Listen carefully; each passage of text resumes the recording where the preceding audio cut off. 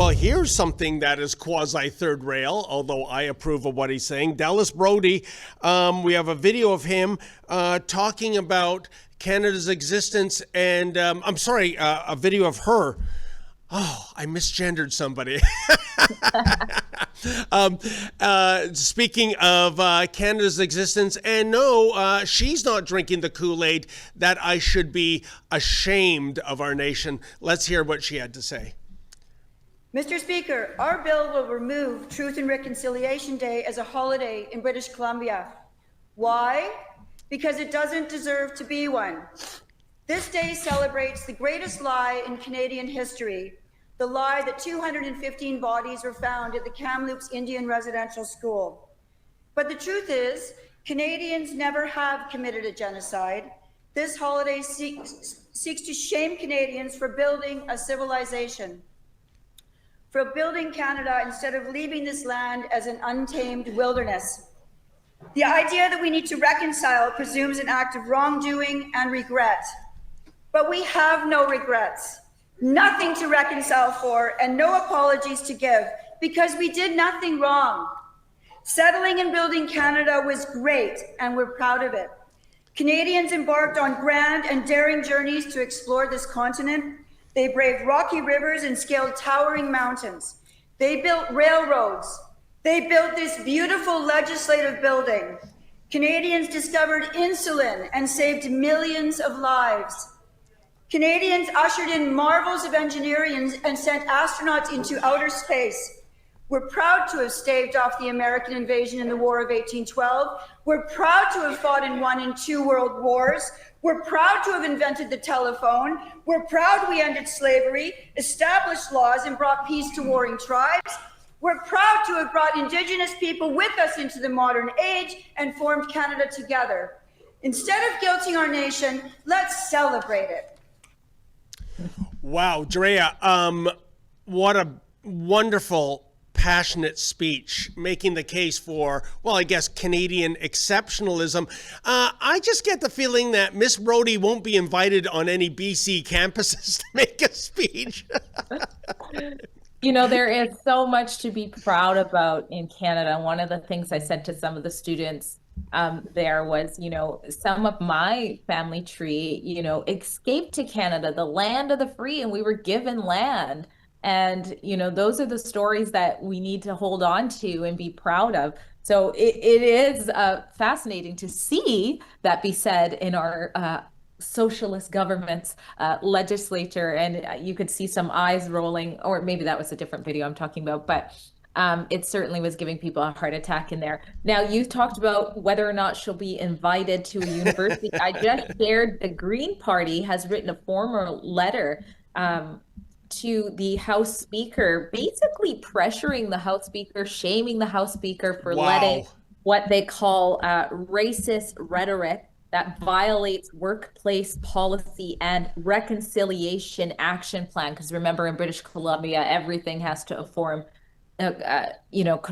to some sort of reconciliation principle. And then underneath that, I have a post that basically what's written in that letter really mimics what the Kamloops chief is also calling for, which is the resignation of one BC leader from her own party.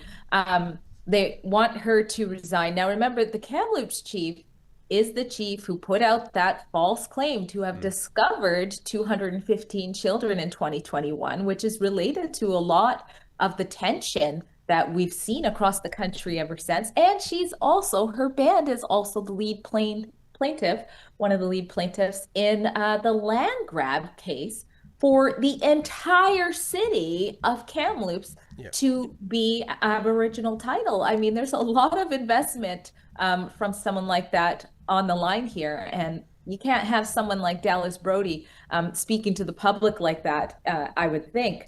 But, you know, Drea, usually when it comes to the Green Party, I say, who cares? But this is important. I've read Dallas Brody's speech word for word. Where's the racist part? Yeah, there is no racist part. I mean, I get it when she yells, you know, we've done nothing wrong. So many people are automatically going to go to the fact that the government did underfund residential schools, and that did create environments that are not suitable for kids in some of them. And they're gonna fixate on that. It's an important point. But what Dallas Brody is pointing out is all of the beautiful things that we are not teaching our kids, that we are not being proud about. Of course, we've made some mistakes. And I want to talk about what I believe reconciliation should look like. What I believe is how you help people who are suffering, and how I was raised, which is, you dust yourself, try again. If you mess up, you reap what you sow, so you better work hard. At My Ex is a pinned clip. I think it's so important, especially with everything going on in British Columbia, that we play that. This is highly successful Conservative MP Ellis Ross, and he is talking about how he was raised. And this is a man who, when he was the chief counsel for the Haisla Nation, he turned things drastically around, not by pressing into this whole reconciliation, you're oppressed thing, but empowering his people. Sorry, my dog's nails need to be caught. So let's just listen to this. I think it's so important. And note, he starts by talking about being a descendant of parents who went to residential school by their parents' choice. And I was raised by two parents that went to residential school. They were sent by their parents. But I was always taught to be independent, not to ask for any help. So when I realized part of my job was to go to Ottawa to ask for money, I refused. But I did need something to get our people employed, get them out of poverty, and to get our council closer to being an independent government working model. And everything I saw up to date had failed. And so I was trying to think, what do I do next? So economic development in a roundabout way came to be the answer. And it's succeeded in so many different ways I never imagined. I mean, the people determining their own future, the council determining their own future, and the Indian Act becoming less and less relevant. It's just beyond my wildest dreams. And can we replicate it in other places? Yeah, how do we do that? Well, when I go to talk to First Nations, I talk to them and tell them, you got to know what you want. You have to know what you want. And ultimately, if you do want independence, you do want a future for your kids and your grandkids, you're going to have to embrace change. And change is not easy. And for that, you're going to have to elect the leadership or select your leadership that can reflect what you really want. It's not easy. It wasn't easy for us. I mean, we started in 2004 with this idea. And it was very painful to get to the point where we are today, and nobody really remembers those days. But it was worth it to see the younger generation not knowing or caring about the Indian Act. Right. Not knowing what it's like to be on welfare, like I know how, or what it's like to collect unemployment insurance annually, like I know how. So what he's saying there, that sort of freedom from the Indian Act, that's actually what Dallas Brody is advocating for too, which is actually to give Indigenous people more power and more freedom from the government. And so that's the type of way to empower people.